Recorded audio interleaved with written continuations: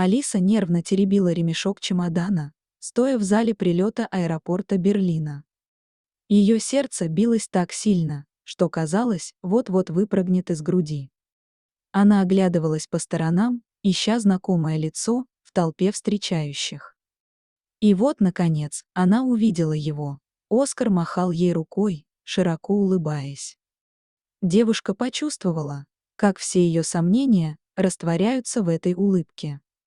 Она вспомнила, как познакомилась с Оскаром полгода назад в интернете, как они часами переписывались, делясь своими мечтами и страхами. А потом было то волшебное свидание, когда Оскар прилетел к ней на выходные. 2 дня пролетели как один миг, наполненный романтикой и нежностью. «Ты не пожалеешь, что приехала», — прошептал Оскар, обнимая Алису. «Я сделаю тебя самой счастливой женщиной на свете». Первые недели в Берлине казались Алисе сказкой. Оскар был внимателен и заботлив, показывал ей город, знакомил со своими друзьями. Но постепенно идиллия начала рушиться. Сначала это были небольшие вспышки раздражения, потом резкие слова и обидные замечания. Алиса старалась оправдать поведение Оскара стрессом на работе, но глубоко внутри начинал зарождаться страх. Она вспоминала, как родители умоляли ее не уезжать, как мама со слезами на глазах говорила: «Ты совсем его не знаешь, доченька. Не совершай ошибку». Но Алиса была уверена, что знает Оскара лучше всех. Первый удар застал ее врасплох. Они спорили о какой-то мелочи, и вдруг Оскар, не сдержавшись, ударил ее по лицу. В его глазах промелькнуло удивление, словно он сам не ожидал от себя такого. Он тут же начал извиняться, обещая, что это больше никогда не повторится. Но это повторилось. Снова и снова. Каждый раз после побоев Оскар становился нежным и заботливым, осыпал Алису подарками и обещаниями измениться. А она просто не могла уйти. Стыд перед родителями, страх остаться одной в чужой стране, надежда на то, что все наладится. Все это удерживало ее рядом с человеком, который превратил ее жизнь в ад. Когда Алиса узнала, что беременна, она на мгновение поверила, что это изменит все к лучшему. Но реальность оказалась жестокой. Оскар стал еще агрессивнее, словно ревнуя ее к будущему ребенку. Точка невозврата наступила холодным октябрьским вечером. Оскар вернулся домой пьяным и разъяренным. Алиса даже не поняла, что послужило причиной его гнева. Удары сыпались один за другим, она пыталась защитить живот, сжавшись в углу комнаты. Когда все закончилось, она с ужасом обнаружила кровь на своей одежде. «Скорую! Мне нужна скорая», – прошептала Алиса, теряя сознание. Очнулась она уже в больнице. Врачи сказали, что ей повезло, ребенок не пострадал. Но что-то в Алисе изменилось навсегда. Глядя в окно больничной палаты, она поняла, что больше не может так жить. Но просто уйти было недостаточно. Оскар должен был заплатить за все, что он сделал. План созрел не сразу. Алиса начала тщательно все документировать, фотографировала синяки, записывала разговоры, собирала доказательства финансовых махинаций Оскара, о которых случайно узнала.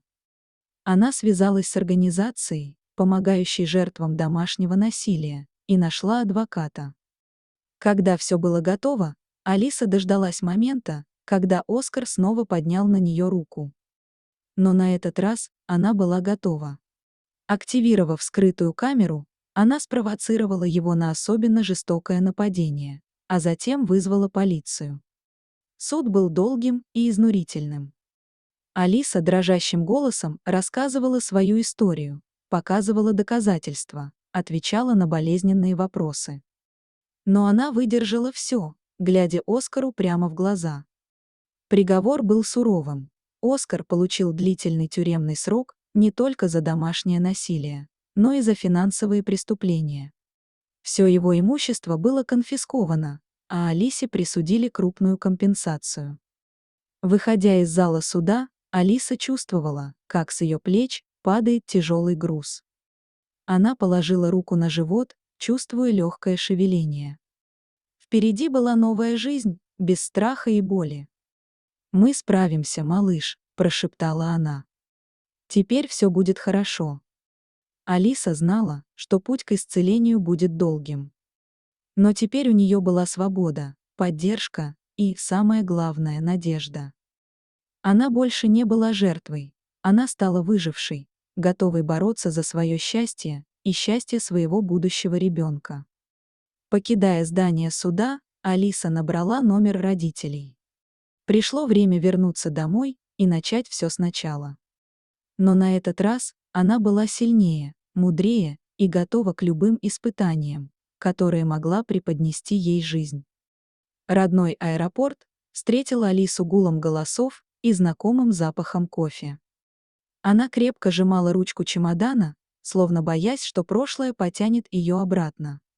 Но стоило ей увидеть родителей, ожидающих ее у выхода, как все страхи отступили. Мама, не сдерживая слез, бросилась обнимать дочь, а папа, пытаясь скрыть волнение, неловко похлопал Алису по плечу. «Доченька, как же мы рады, что ты вернулась», — прошептала мама, гладя Алису по волосам. Первые недели дома были наполнены тихой радостью воссоединения и осторожными разговорами. Алиса постепенно раскрывалась, рассказывая родителям о пережитом кошмаре. Они слушали, не перебивая, лишь крепче сжимая ее руки в моменты, когда голос дочери дрожал от воспоминаний. Беременность протекала спокойно, словно природа пыталась компенсировать все пережитые Алисой страдания. Она много гуляла в парке неподалеку от дома, наслаждаясь осенью и постепенно восстанавливая душевное равновесие. Роды начались ранним декабрьским утром. Снег тихо падал за окном роддома, когда на свет появилась маленькая Софья. Держа дочь на руках, Алиса почувствовала, как ее сердце переполняется любовью, вытесняя последние остатки страха и неуверенности. Жизнь молодой мамы была наполнена заботами и радостями. Алиса полностью погрузилась в материнство, находя в нем исцеление и новый смысл жизни. Она не думала о новых отношениях, считая, что ей достаточно любви к дочери и поддержки родителей. Но судьба распорядилась иначе. Когда Софье исполнился год, Алиса решила записаться на курсы фотографии, хобби, о котором она давно мечтала. Именно там она встретила Андрея, высокого шатена, с добрыми глазами и заразительным смехом. Сначала Алиса держалась настороженно, но Андрей не торопил события. Он проявлял искренний интерес к ее увлечению фотографией, восхищался ее снимками и всегда находил нужные слова поддержки. Постепенно они начали общаться вне занятий, и Алиса поймала себя на мысли, что ждет встреч с Андреем с нетерпением. «Ты удивительная», — сказал однажды Андрей, глядя на Алису через объектив фотоаппарата. «И твоя дочь такая же прекрасная, как ты». Эти слова тронули Алису до глубины души. Она рассказала Андрею о своем прошлом, готовясь к тому, что он отдалится. Но вместо этого Андрей взял ее за руку и сказал: «Ты самая сильная женщина, которую я знаю. И я хочу быть рядом с тобой и Софьей, если вы позволите». Их отношения развивались медленно и бережно. Андрей не пытался заменить Софье отца, но стал настоящим другом для маленькой девочки. Он приносил ей книжки, учил запускать воздушного змея и всегда был готов выслушать ее детский лепет о приключениях плюшевых игрушек. Алиса наблюдала за их общением, смесью радости и легкого страха.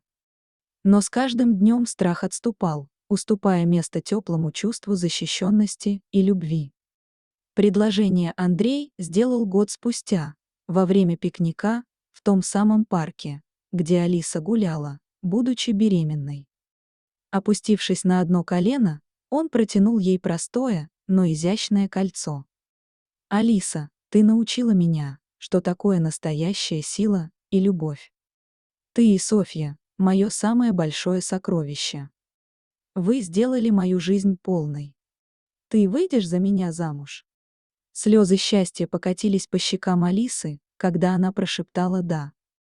Софья, не совсем понимая происходящее, радостно захлопала в ладоши, чувствуя всеобщее ликование. Свадьба была скромной, но наполненной любовью.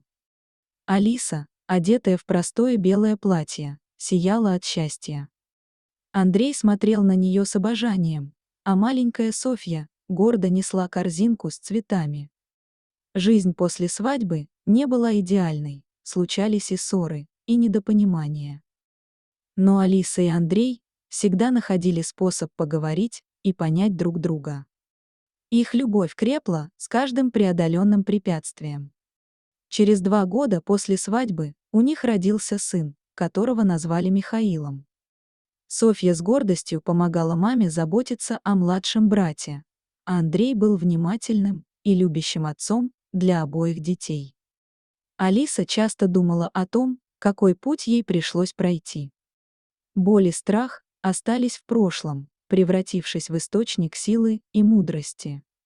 Теперь, сидя в их уютной гостиной, наблюдая, как Андрей читает сказку детям, она чувствовала, что наконец-то обрела то счастье, о котором всегда мечтала. «Знаешь», — сказала она однажды вечером Андрею, когда дети уже спали, «я действительно самая счастливая женщина на земле. И это благодаря тебе». Андрей нежно обнял ее, и в этот момент Алиса поняла, что ее история — это не просто история преодоления.